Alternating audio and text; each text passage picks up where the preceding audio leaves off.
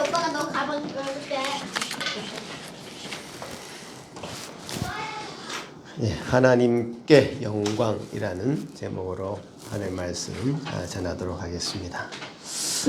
보통 우리는 그 유명인들이 큰 상을 받는 자리에서 하나님께 영광을 돌립니다. 이런 말을 할 때마다 어쩜 저렇게 모든 국민들이 보는 가운데 저렇게 당당하게 말할 수 있을까? 대단하다는 생각을 하게 됩니다. 그러나 한 번 더 생각해 보면 그들이 말하는 하나님의 영광은 큰 상을 받는 자리에서만 상투적으로 사용해야 하는 말이 되어야 될까? 그게 아니라 우리의 평생의 삶이 하나님의 영광을 위한 그런 삶이 되어야 되지 않을까라고 되물어 보게 됩니다. 어떤 사람은 예수 믿는 사람이 가난하고 병들고 또 실패하면 하나님의 영광이 안 된다. 그래서 부자가 되어야 되고 건강해야 되고 성공해야 된다. 이런 말을 강단에서 버젓이 외치기도 합니다. 물론 가난한 것보다 부자가 좋고 병든 것보다 건강한 것이 좋고 실패한 것보다 성공한 것이 좋죠. 그러나 하나님의 영광에 대해서 우리가 그 정도의 인식에만 머무르고 있다면 그것은 매우 아쉬운 것입니다. 1%의 성공자들, 아니 0.1%의 성공자들만이 하나님의 영광을 독식하는 그 사이에 그렇지 못한 99%의 실패자들은 하나님의 영광과는 분리된 삶을 살게 되는 그런 구조를 만들어버리는 것이죠. 스스로 실패자로 낙인을 찍고 나는 기어코 성공의 자리에 올라가서 하나님의 영광을 돌리는 자로 서고 싶다라는 그런 마음을 가지게 되는 순간 하나님의 영광이라는 것은 세상의 성공이라는 등식이 성립되어 버리는 것이죠. 오늘 이 에베소서 말씀에 나오는 이 하나님의 영광이라는 를 사용하는 그 성경의 문법을 여러분이 한번 잘 살펴보시길 바랍니다. 하나님의 영광이라고 말하는 이 에베소서의 이 영광이라는 단어는 어떻게 사용되고 있느냐 말이죠. 창세 전부터 우리를 선택하셔서 우리를 구원하신 그 놀라우신 하나님의 그 예정과 구원, 그리고 그 구원의 그 궁극적인 목적인 하나님의 영광을 참여하기 위해서 이 하나님의 영광이라는 단어를 사용하고 있습니다. 구원에 대해서 우리가 얘기했을 때 구원은 정말 하나님의 크신 은혜로만 1%도 0.1%도 우리에게 기반되지 않은, 우리에게 어떤 원인이 없는 하나님의 크신 은혜로 이루어진 것이 구원이라면, 영광이라는 것은 구원 그 이후 구원보다 더 높은 단계입니다. 영광을 위해서 구원이 이루어진 것이죠. 오직 하나님의 은혜로만 구원이 가능했다면 더더욱 영광은 하나님의 은혜로만 가능한 것입니다. 그래서 우리는 말씀에 기반해서, 이 성경에 기반해서 우리의 어떤 교리적인 체계를 가져야 될 것인데, 하나님의 영광이라는 이 교리는 하나님의 모든 것을 주관하신다고 하는 하나님의 주권 사상과 함께 개혁주의 교리의 아주 핵심적인 내용입니다. 그래서 솔리데오 글로리아 이런 단어를 사용해서 하나님의 영광을 위해서 우리가 이 땅 가운데 존재하고 있다는 그 분명한 사실을 우리가 늘 고백하고 감사해야 될 것입니다. 창세전부터 우리를 구원하신 하나님께서는 우리를 구원하신 그 목적이 바로 그 영광을 찬송하게 하려는 것이다 라고 오늘 성경 말씀은 우리에게 알려주고 있습니다. 우리가 하나님의 그 크신 은혜로 구원을 받았다면 사람은 하나님의 영광을 선포하고 찬송하는 삶으로의 초대를 받은 것입니다. 그래서 구원은 어떤 종속의 목적이고 영광은 궁극의 목적이다 이런 말을 하기도 합니다. 영광을 위한 수단이 바로 구원인 것입니다. 그렇다면 이제 영광은 어떤 의미일까? 그 영광에 대해서 조금 더 알아보도록 하겠습니다. 영광이란 단어는 일단 풍성하다라는 그 원어적인 의미를 가지고 있습니다. 풍성하다. 풍성. 그러니까 헬라어 원어를 보면 독사라고 되어 있습니다. 독사. 뱀 아니고요. 뱀. 독사라는 단어가 바로 영광이라는 단어입니다. 제가 신학교 때 헬라어 배울 때 이 단어를 외우기 위해서 연상법을 사용해서 독사는 영광이다 이렇게 막 외웠는데요. 방금 여러분도 지금 방금 영광이란 헬라어 단어를 외웠습니다. 독사. 독사는 영광이다.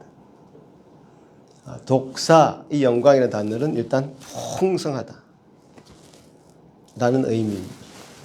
그러니까 하나님을 가장 잘 표현하는 단어 한 가지를 뽑으라고 한다면 바로 이 영광이란 단어일 것입니다. 하나님을 어떻게 우리가 잘 묘사를 할 수 없지만 하나님을 가장 잘 표현하는 성경의 단어를 하나 뽑으라 한다면 이 영광이란 단어일 것입니다. 히브리서 1장 3절에서는 예수님을 설명하는 내용에서 이렇게 예수님을 소개하고 있습니다. 같이 한번 읽어볼까요? 시작. 하나님의 영광의 광채시요 그 본체의 형상이다. 하나님의 아들 예수 그리스도는 하나님의 영광의 광채시다. 이렇게 표현하고 있습니다. 예수님이 이 땅에 오셨을 때 천군 천사들이 예수님의 오심을 보고 뭐라고 찬송했냐 하면 누가복음에 보면 같이 읽어보겠습니다. 시작. 지극히 높은 곳에서는 하나님께 영광이요 땅에서는 기뻐하심을 입은 사람들 중에 평화다. 이렇게 천군 천사들이 예수 그리스도를 보고 하나님의 영광을 찬송했다는 것이죠. 영광이란 단어는 지극히 아름다움이라는 단어의 뜻이 내포되어 있고 하나님의 의미하심과 영원하심이 담겨져 있습니다. 사실 어떤 말을 계속 갖다 붙여도 하나님을 다 표현하기에는 우리가 이 언어가 부족하죠, 사실은. 하나님의 속성에 관해서 어떤 언어로 한계 짓는 것 자체가 무리수일 것입니다. 영광이란 이 한 단어 속에서는 하나님의 그 풍성한 아름다움과 의미하심, 영원하심이 배어 있다고 말할 수 있습니다.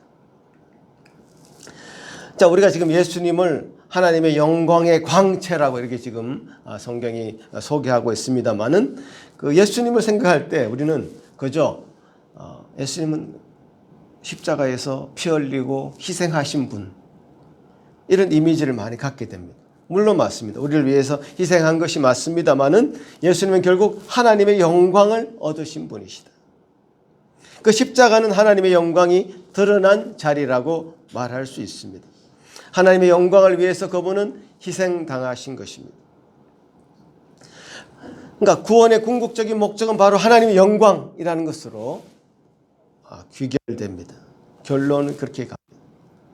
그러니까 한 인생을 하나님이 구원하실 때는 결국 하나님의 영광을 보기 위해서 하나님이 스스로 그 인생을 구원하셨다는 것이죠.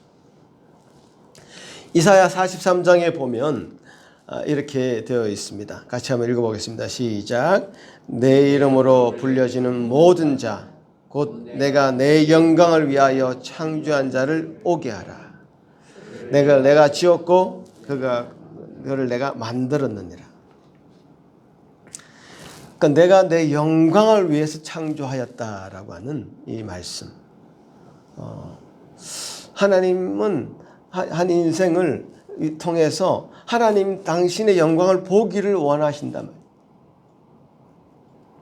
하나님의 영광이 온전히 한 인생을 통해서 드러나기를 원하신단 말이에요.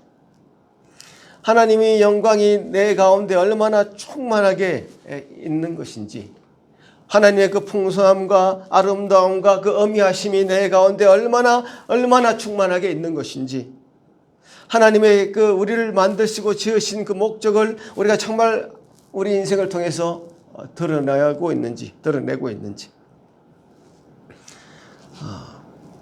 우리 이 시간 다시 한번 우리 자신을 돌아봐야 될 것 같습니다.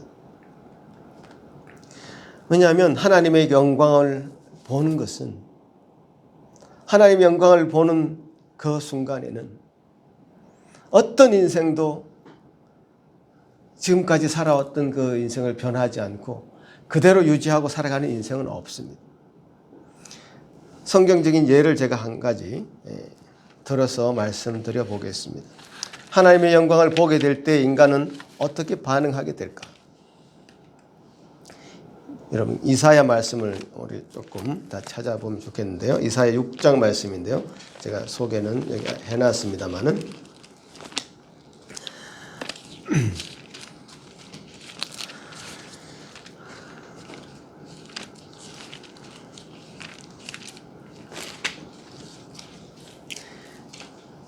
이사야 6장 전체 말씀을 제가 한번 다 같이 보기를 원합니다. 한 절씩 교독해 보겠습니다. 우시야 왕이 죽던 해에 내가 본즉 주께서 높이 들린 보좌에 앉으셨는데 그의 옷자락은 성전에 가득하였고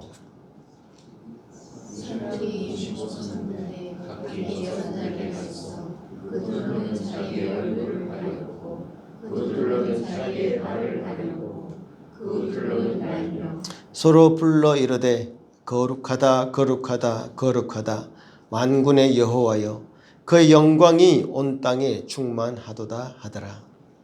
이같이 바닥하는 자의 소리가 말미암아 문지방의 타와 영광은 성전의 연기가 충만한지라. 그때에 내가 말하되 화로다 나여 망하게 되었도다. 나는 입술이 부정한 사람이요 나는 입술이 부정한 백성 중에 거주하면서 만군의 여호와의 신왕을 베었음이로다 하였더라. 그때에 그 사람 중에 하나가 부적과로 제단에서 집은다가 흰수술 손에 가지고 내게로 나와서 그것을 내 입술에 대며 이르되 보라 이것이 내 입에 닿았으니 내 악이 제하여졌고 내 죄가 사하여졌느니라 하더라.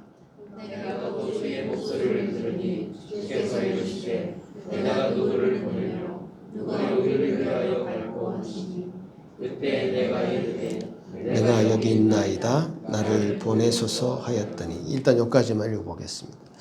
자, 이사야가 지금 하나님의 그 빛나는 그 영광을 마주하게 되는 겁니다. 하나님의 그 아름다운 빛나는 그 영광을 마주할 때 자신의 모습을 드디어 발견하게 되는 것이죠. 그 영광에 비해서 너무나 초라한 자신의 모습을 발견하고 그 영광은 죄를 뒤집어 쓰고 있는 자신의 인생이 감당하기에는 너무 벅찬 것이었습니다. 그 앞에 무릎을 꿇을 수밖에 없는 것이었습니다. 하나님의 영광을 보게 될 때 그는 자신의 죄를 부정한 입술을 고백하게 됩니다. 하나님의 영광에 비하면 나는 그야말로 벌레 같은 존재였고 멸망에 이르게 될 수밖에 없는 자신의 모습을 깨우치게 되는 것입니다. 자신이 쌓아 올렸던 바벨탑과 같은 성이 무너지는 체험을 하게 되었고 스스로를 아무 가치 없는 자로 여기게 될 수밖에 없었습니다. 우리는 학벌이 중요했습니다. 체면이 중요했습니다. 자존심이 중요했습니다. 그러나 그것이 얼마나 한심한 모습이었는지를 스스로 발견하게 되는 것입니다. 우리가 죄를 정의하기를 그냥 어떻게 정의하느냐. 어떤 나쁜 행위, 도덕적으로 악한 행위. 정말 저는 저 사람은 죄를 지었어. 이렇게 행할 만큼 악한 행위를 죄라고 정의할 수 있습니다만은 성경의 정의로는 그렇지 않습니다. 죄는 마땅히 드려야 될 하나님께 영광을 드리지 않는 것을 죄라고 정의합니다. 우리는 얼마나 하나님의 그 영광에서 벗어나 있는가를 하나님의 영광을 보면서 발견하게 되는 것입니다. 그렇게 자신의 죄의 모습을 보면서 벌벌 떨면서 주님 앞에 서 있을 때에 천사 중 하나가 부젓가락을 가지고 제단에서 핀 숯을 가지고 내 입에 대면서 입을 찢어버렸습니다. 그리고는 내 입에 핀 숯을 지지고는 내 악이 제하여졌고 내 죄가 사하여졌다라고 선포하였습니다. 핀 숯으로 그 입을 찢으셔서 벌벌 떨고 있는 나에게 주님의 영광을 다시금 보게 하시는 것입니다. 주님의 영광을 다시 보게 된 그 이사야는 이렇게 고백합니다. 그 이사야에게 주님은 누가 나를 위해서 가겠느냐? 그렇게 얘기했을 때 이사야는 내가 여기 있나이다 나를 보내소서라고 고백하게 되는 것입니다. 주님의 그 영광을 본 그 순간에 그 죄는 사하여졌고 그 죄 사함을 받은 그 심령에게는 사명이 주어지는 것이죠. 주님의 영광을 전파하기 위한 사명자로 그 자리에 서게 되는 것입니다. 그 사명자의 자리에는 아무나 서지 않습니다. 하나님의 영광을 본 사람만이 사명자의 자리에 서게 되는 것이죠. 그 영광 앞에 자신을 발견한 사람만이 서게 되는 것입니다. 회개한 사람만이 사명을 감당할 자격이 있는 것입니다. 회개는 자신의 자존심으로 이 땅 위에 살겠다고 하는 의지를 버리고 주님의 영광을 위해 사는 것을 바로 회개라고 합니다. 삶의 방향이 바뀐 것을 의미합니다. 삶의 방향 전환은 쉽게 이루어지지 않습니다. 그러나 하나님의 영광을 본 사람은 그 영광을 향해서 자신의 인생을 던지게 되는 것입니다. 1988년도였습니다. 제가 대학교 2학년 때 충청도의 영동의 그 숲에서 10,000여 명의 청춘들이 모여 있을 때 잔잔한 목사님의 메시지가 흘러왔습니다. 주님의 영광을 위해서 인생을 살기를 다짐하는 그 자리, 눈물로 무릎을 꿇고 다짐을 했습니다. 지금까지 달려온 그 길을 그 반대의 방향으로 가는 것이 그것을 결단하는 것은 쉽지 않은 일이었습니다. 존재의 위기가 찾아올 수 있는 결정이었습니다. 자기 정체성이 자기 분열에 빠질 수 있는 위험성도 있습니다. 이 정신분열이라는 것이 다른 것이 아닙니다. 이중적인 삶을 사는 것이 정신분열이죠.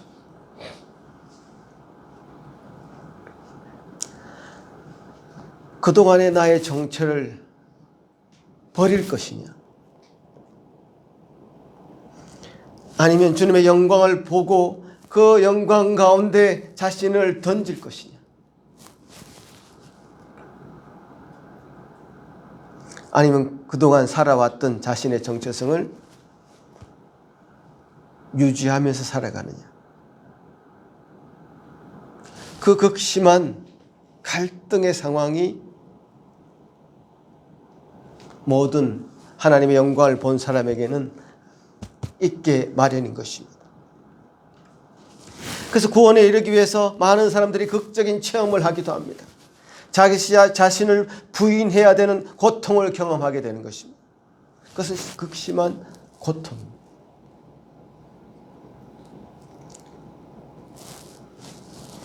내가 살아왔던 길을 부인하고 주님의 길을 걸어가야 되는 그 길에는 반드시 정말 넘어야 되는 큰 태산과도 같은 그런 산을 넘는 고통입니다. 물론 모태에서부터 믿음을 가졌던 성도들은 이런 극적인 체험이 없기도 합니다. 모태 신앙인들은 그래서 성화를 강조하고 중간에 믿은 분들은 칭의를 강조한다고도 얘기를 합니다. 구원이라는 어떤 전체의 그림에서 우리의 구원의 삶을 경험하게 될 때 각자 다른 구원의 스토리가 있는데요. 저는 중간에 그리스도를 받아들이고 그 영광 가운데 들어가기로 다짐하는 가운데 섰선 경험이 있기 때문에 그런 극심한 갈등도 겪을 수밖에 없었던 것 같습니다.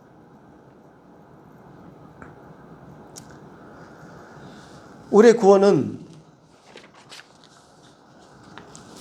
주님의 영광을 본 이후에, 다시 말하자면 그 주님의 영광이 우리에게 비친 이후에 자신의 모습을 바라보게 되고 자신이 죄악 가운데 서 있는 자신의 삶의 그 모든 삶의 여정을 부인하게 되는 그런 극심한 갈등의 상황. 사도 바울에게는 그게 빛나는 광채로 빛으로 비춰졌을 것이고요. 각자 여러분에게는 또 다른 모습으로 그 주님의 영광을 본 이후에 반응은 있었을 것이라 그렇게 생각이 듭니다. 그 영광을 본 사람에게는 자기 자신을 부인할 수밖에 없는, 자기 자신의 죄를 고백할 수밖에 없는 그런 자신의 모습이 있고요.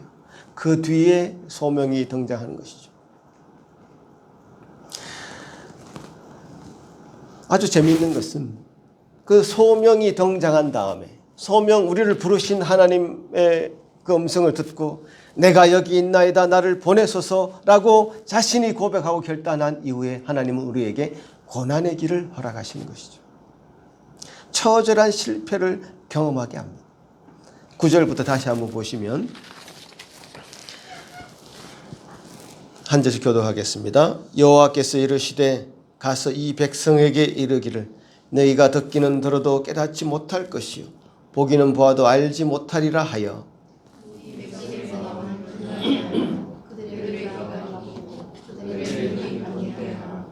염려하건대 그들의 눈으로 보고 귀로 듣고 마음으로 깨닫고 다시 돌아와 고침을 받을까 원하시고 내가 이르되 주여 어느 때까지니이까 하였더니 주께서 대답하시되 성읍들은 황폐하여 주민이 없으며 가옥들에는 사람이 없고 이 토지는 황폐하게 되며 여호와께서 사람들을 멀리 옮기셔서 이 땅 가운데 황폐한 곳이 많을 때까지. 같이 읽겠습니다. 그 중에 10분의 1이 아직 남아있을지라도 이것은 황폐하게 될 것이나 밤나무와 상수리나무가 배임을 당하여도 그 그루터기는 남아있는 것 같이 거룩한 씨가 이 땅에 그루터기니라 하시더라. 여러분, 이 말씀이 어떻습니까? 우리를 부르신 하나님께서는 그 소명자에게, 하나님의 그 길을 가겠노라고 다짐하고 결단한 그 사람에게 아주 거친 길을 제공합니다. 결코 평탄한 길을 가게 하지 않으십니다. 백성에게 복음을 전하라고 말씀하시면서 그 백성의 마음을 둔하게 해서 길을 막고 눈을 감기겠다는 것입니다.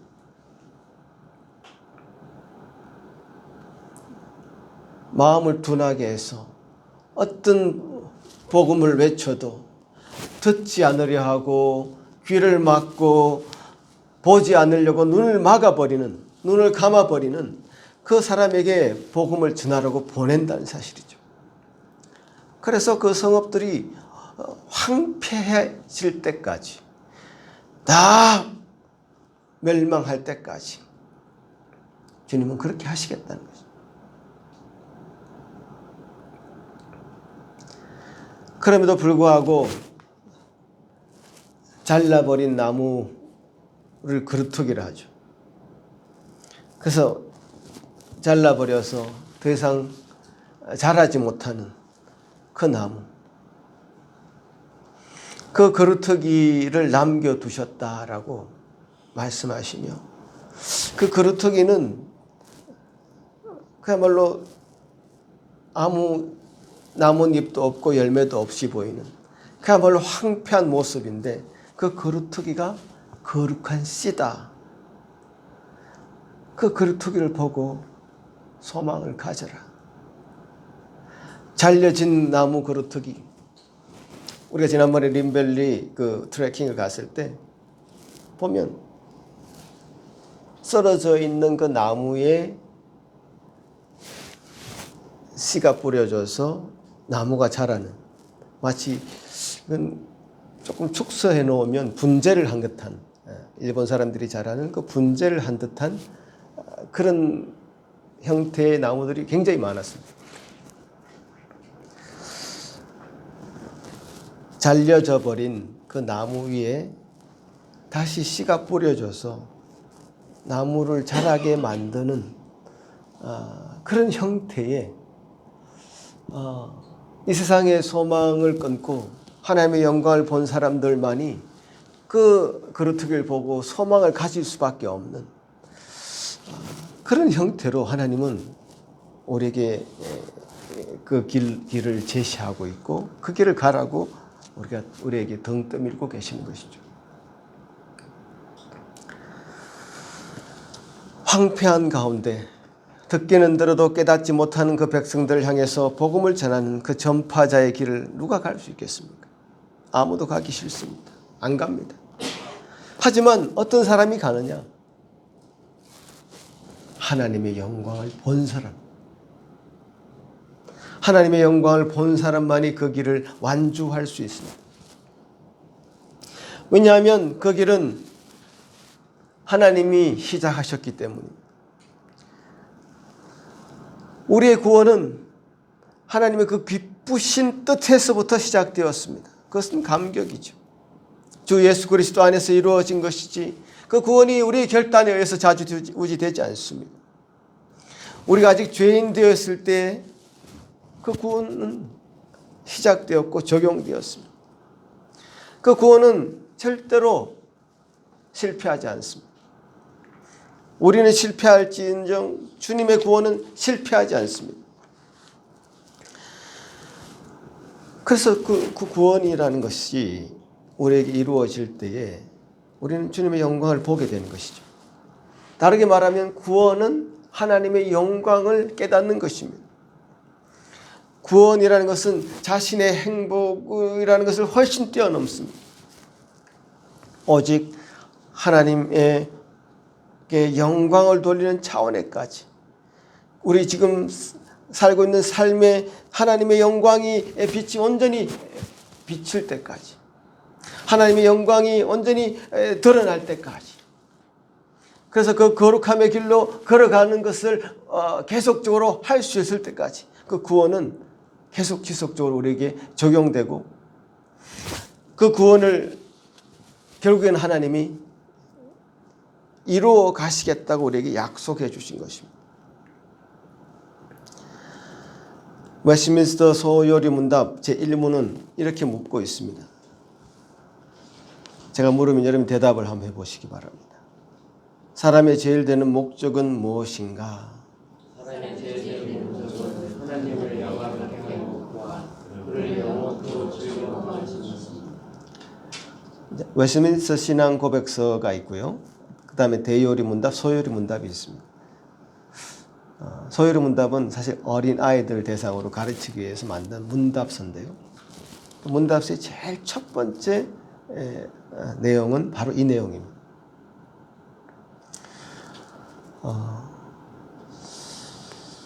결국 구원이라는 것을 뛰어넘는 하나님의 영광에 이르는 그 길을 가장 먼저 문답서는 묻고 있고 우리에게 답하게 만듭니다. 그건 무엇을 의미할까요? 구원은 수단이죠. 우리를 구원하셔서 하나님 결국 이루시고자 하는 것은 영광인 것이죠. 그래서 우리가 구원이라는 것에 우리 자신의 목매달고 있으면 안 됩니다. 하나님은 우리를 구원시키셔서, 이사야를 구원시키셔서, 이사야에게 하나님의 영광을 보게 하셔서 그 거친 길을 가게 하셨고, 결국에는 그 길을 완주하게 하시는 것이 하나님의 영광입니다. 한때 우리 한국 교회는 구원론에 너무 목을 맸습니다. 내가 구원받았냐 안 받았냐 이게 궁금하고, 그 구원의 확신이 있냐 없냐 이게 너무 궁금했는데요. 아니, 더 큰 그림을 봐야 됩니다. 성경은 하나님의 그 크신 영광을 이루기 위해서 우리를 창조하셨고 우리를 건지셨고 구원하셨고 그 구원을 통해서 하나님의 영광을 완성할 때까지 하나님 우리를 가만히 내버려 두지 않습니다.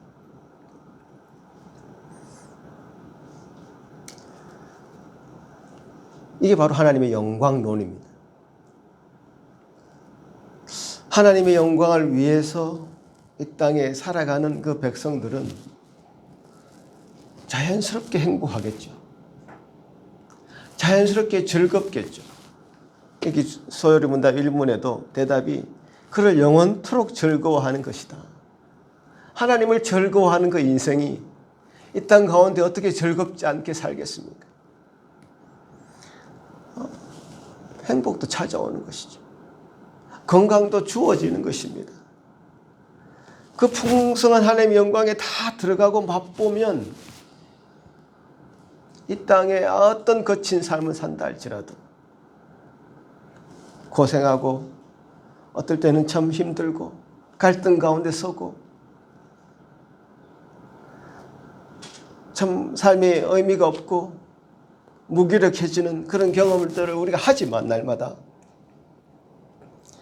영광을 맛본 사람에게는 그것이 더 이상 자신을 좌절시키는 자신을 넘어뜨리는 그 어떤 것이 아니라 그것을 딛고 일어설 수 있는 힘이 되기도 하고 나 자신을 채찍질하는 어떤 것이기도 하고 하나님의 영광을 맛본 사람에게는 그것은 오히려 우리 삶을 자극하는 오히려 우리 삶 가운데 하나의 양념이 되는 그런 것으로 작용하지 결코 우리를 무너뜨리고 넘어뜨리는 데 작용하지 않습니다. 영광이라는 것을 제가 다 설명할 수가 없습니다. 이 성경에 풍성하게 어떤 사람들을 통해서 어떤 사례를 통해서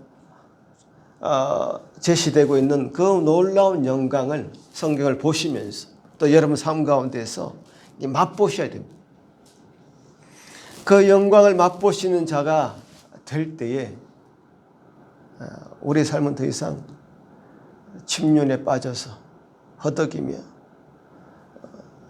하나님 앞에 세상 앞에서 무기력한 삶을 살아가는 어떤 존재가 아니라 하나님의 영광을 비추는 반사시켜내는 그런 영광스러운 반사체로 이 땅 가운데 살게 될 것을 저는 확신하는 것입니다. 여러분 부디 이사야가 보았던 그 하나님의 영광을 한번 깊이 들여다보시길 바랍니다. 그래서 하나님께서 주시는 사죄의 그 큰 은총을 누리시길 바라고요. 그래서 하나님이 주시는 소명의 자리에까지 나아가시기를 바랍니다. 그리고 주어지는 거친 길, 광야의 길도 걸어보시길 바랍니다. 그리고는 주님이 주시는 거르트기에 그 은혜도 체험해 보시길 바랍니다. 다 죽은 것 같지만 죽지 않고 우리를 위해 기도하고 있는 7,000명의 기도의 용사들을 보시기를 바랍니다. 우리를 위해서 남아있는 한 생명들을 체험해 보시길 바랍니다. 그래서 이 땅 가운데 참으로 주님의 참된 성도들이 되시고 또 그 성도들의 모임인 참된 교회를 이루시는 저와 여러분이 되시기를 간절히 소망합니다. 기도하겠습니다. 고마우신 주님 감사합니다. 우리가 무엇이 간데 주님이 그 영광 가운데 우리를 부르시고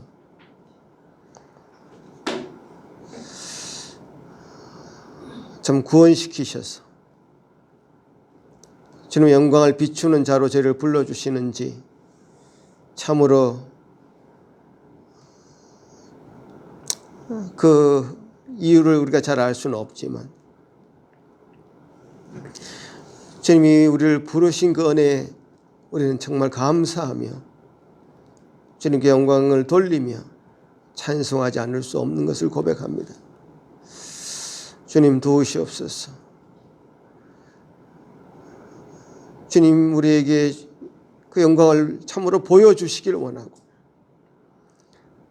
그래서 다 그 영광 가운데 들어가게 도와주시고 그 영광의 눈으로 이 세상을 바라보게 도와주시고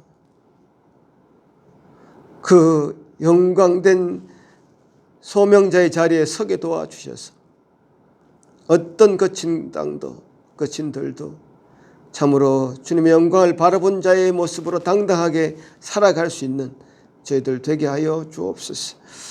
주님 크신 은혜를 덧입어서 우리가 그 길로 우리를 안내하고 있사오니 이 말씀을 통해 다시 한번 확인하게 하시고 우리 모든 성도들이 손잡고 이 길을 같이 갈 수 있는 은혜 허락하여 주옵소서. 예수님 이름으로 기도하옵나이다. 아멘.